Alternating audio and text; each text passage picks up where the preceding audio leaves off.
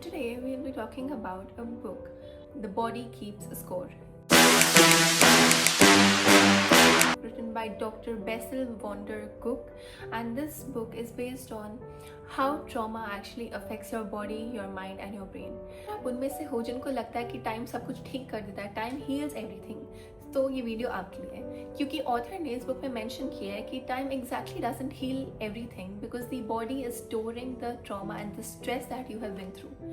तो ऑथर ये भी बोल रहा है कि जो चीज़ें हम भूल जाते हैं वो हमारी बॉडी याद रखती है। तो according to the book, rather than focusing on the present, some people tend to focus on what has happened in their past. अगर उनके साथ कोई बुरा एक्सपीरियंस हुआ है तो वो बार बार उस बुरे एक्सपीरियंस को बार बार अपने दिमाग में रिप्ले करते रहेंगे। According to this book, trauma mind और बॉडी दोनों को बदल देता है।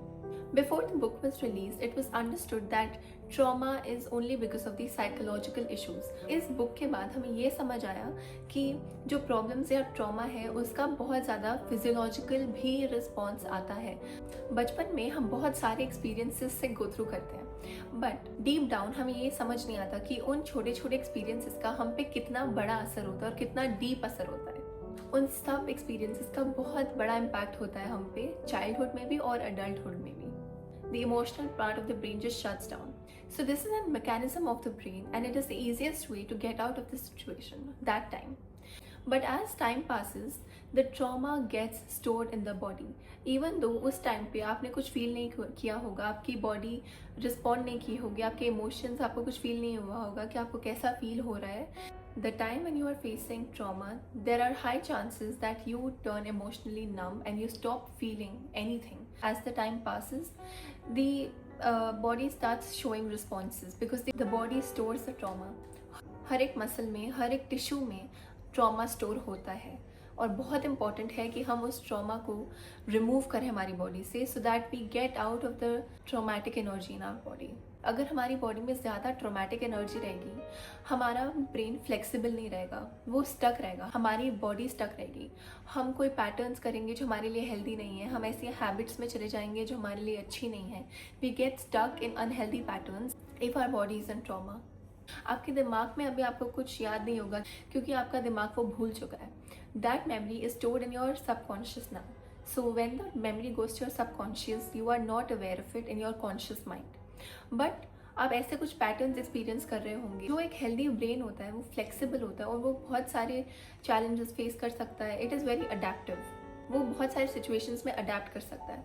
बट जो ट्रॉमा में स्टक है और जो ट्रॉमेटाइज्ड ब्रेन है वो फ्लेक्सिबल नहीं होता, वो एक पैटर्न में स्टक होता है और वहाँ से बाहर निकलने के लिए कोई स्टेप्स लेने पड़ेंगे जो इस बुक में मेंशन्ड है। अगर हम अपने उस ट्रॉमा को, उस ट्रॉमेटिक एनर्जी को हमारी बॉडी से निकाल नहीं पाएंगे तो वो हमारे अंदर ही रह जाएगी and then for years together वो हमारे अंदर ही रहेगी and it will get worse. जब भी कोई किसी ट्रॉमेटिक एक्सपीरियंस से गुजरता है तो उसकी बॉडी या तो फ्लाइट रिस्पॉन्स देती है, फ्रीज रिस्पॉन्स देती है या फाइट रिस्पॉन्स देती है। मतलब या तो आप सिचुएशन से फाइट कर सकते हो या फ्लाइट कर सकते हो। फाइट मतलब आप उस सिचुएशन को फेस करोगे, फ्लाइट मतलब आप उस सिचुएशन से भाग जाओगे, you will escape the situation. And third is you will freeze, आपको समझ ही नहीं आएगा कि एक्ट कैसे करना है, आपका दिमाग चलना बंद हो जाएगा। तो ये 3 तरीके होते हैं जिनसे आपकी बॉडी रिएक्ट करती है एक स्ट्रेसफुल सिचुएशन में। तो जब भी आप ऐसे किसी सिमिलर सिचुएशन में होते हैं, आप ओवर रिएक्ट करते हैं, आपको गुस्सा आता है, आपको समझ नहीं आता कि इस सिचुएशन में कैसे रिएक्ट करना है, क्योंकि ये आपके चाइल्डहुड से रिलेटेड है, क्योंकि चाइल्डहुड में भी आपको समझ नहीं आया था कि कैसे रिएक्ट करना है। And the same pattern has been continuing in some situations और some experiences that you have experienced. तो सबसे ज़्यादा ज़रूरी है इस पैटर्न को ब्रेक करना। It is very important to break this pattern that your body and brain are going through.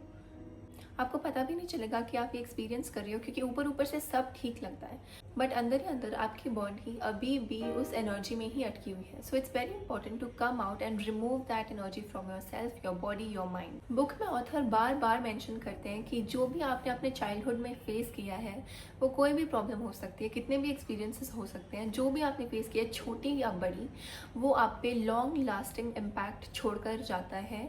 तो सबसे ज़्यादा ज़रूरी है रिकग्नाइज करना कि आपके पैटर्न्स क्या हैं, किन एरियाज ऑफ लाइफ में आपको मुश्किल आ रही है, उसको रिकग्नाइज करना और फिर उसको रिजॉल्व करना। तो ये जो प्रॉब्लम्स होती हैं जो बहुत बड़ी होती है और उनको मुश्किल होता है प्रोसेस करना, सिर्फ बात करने से इनका सोल्यूशन नहीं मिलेगा। Only talking will not help. Talking is only the surface level solution.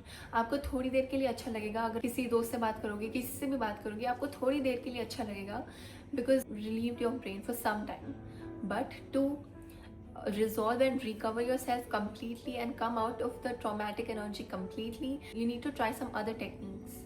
You need to focus on making your body feel safe. जो एक्सपीरियंस हुआ था वो पास्ट में हुआ था, but now you are completely safe. So body focused healing पे आपको focus करना पड़ेगा।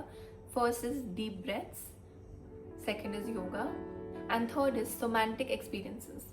You need to release the stuck energy in your body. बहुत लोग योगा और डीप ब्रेथ को अंडर एस्टिमेट करते हैं। तो बुक ये मेंशन करता है कि आपको अपने नर्वस सिस्टम को रेगुलेट करना सीखना पड़ेगा, और नर्वस सिस्टम रेगुलेट होता है डीप ब्रेथ से। Follow the 5-5-5 rule. 5 seconds of inhale, 5 seconds of hold and 5 seconds of exhale. अगर ये आप 5-10 बार भी करोगे, then you have a control over your nervous system and it is regulated. And you need to try to focus on the ground present, कि आपके present में आसपास में क्या है। You need to focus on the surroundings that you are right now. You need to be more connected to the present. Present से ज़्यादा connected रहना पड़ेगा आपको भूलना पड़ेगा कि पास्ट में क्या हुआ था। आप उस सिचुएशन को अलग अलग नज़रिए से देख पाएँ, so you will have a better experience and a better understanding कि आपके साथ क्या हुआ, क्यों हुआ, और आप कैसे उससे बाहर निकल सकते हैं। तो इस बुक में ये भी मेंशन है कि हीलिंग इज़ रियली पॉसिबल। आप हील हो सकते हैं, 100% हील हो सकते हैं, but you need to focus on the healing tools. And according to the book, the healing tools are yoga, deep breaths, journaling, dance, music, any form of expression in which you are releasing your stuck energy. Yoga आपको help करता है flight और fight response से दूर जाकर rest और digest करने में। तो बुक में एक और थेरेपी मेंशन है, EMDR, which is eye movement desensitization and reprocessing. ये टेक्निक हीलिंग के लिए ग्लोबली एक्सेप्टेड है। तो ब्रेन एक्सेप्ट करता है सिचुएशन को, the emotional charge gets removed, whatever you are feeling emotionally about the situation gets removed. तो आप उस situation को अब एक broader perspective से देख सकते हैं, and this therapy transforms the traumatic memory into a normal memory. Emoting the experiences can help you come out of the trauma and release that energy which is stuck inside you. All these techniques help in processing the inner emotions safely. According to the book, अगर आपको हर वक्त यही लगता रहेगा कि कुछ गलत होने वाला है, कुछ गलत ना हो जाए, तो आप रिलैक्स कैसे कर सकते हो? तो आपको अपनी बॉडी को रिलैक्स करना सिखाना पड़ेगा। You need to teach your body how to drain the stressful energy, the traumatic energy. Book में ऐसा भी मेंशन है कि ज़रूरी नहीं है कि आप अगर एक सेफ एनवायरनमेंट में हो फिजिकली, तो ज़रूरी नहीं है कि आपको इंटरनली भी सेफ फील हो रहा होगा। बुक में ये एग्जाम्पल्स दिए हैं कि अगर आपसे कोई ज़ोर से बात कर ले तो आपकी हार्ट बीट बढ़ जाती है, आपको डर लगने लग जाता है, या फॉर एग्जाम्पल अगर लाइट चली जाती है तो आप पैनिक करने लग जाते हैं। All these can be attached to some memories which are related to the traumatic experience, इसलिए आपकी बॉडी वैसे रिएक्ट करती है। कभी कभी आपको ऐसा भी लगता होगा कि सब तो ठीक है, फिर भी मुझे इतनी टेंशन क्यों हो रही है, मैं हर बात पे ओवर रिएक्ट क्यों कर रहा हूँ, मुझे इतना गुस्सा क्यों आ रहा है। इट इज़ बिकॉज क्योंकि आप अंदर से इमोशनली सेफ फील नहीं कर रहे हो। And the only solution to this is develop inner safety, develop inner emotional safety. So if you want to recover from the traumatic experience, first is to build a safety net. आपको emotionally और physically safe रहना पड़ेगा. You need to establish emotional and physical safety. That second is remembrance. This includes remembering the traumatic experience कि क्या हुआ था and the series of events that took place. And third is reconnection. एक बार आपने वो सारी memories process कर ली हैं, go through कर ली हैं, now it's time to reconnect with the reality and the present. आप उन मेमोरीज को डिफरेंट पर्सपेक्टिव दो, डिफरेंट मीनिंग दो, rebuild the connection with your self and rebuild the meaning you attach with yourself now. So in the book, the author tells us that trauma and stress lives in both the mind and the body, and how yoga and techniques like EMDR can help us heal. I highly recommend this book to people who are interested in knowing about trauma therapy and how to heal. If you like this video, please share it with your friends and family, and do give it a like and subscribe to my channel.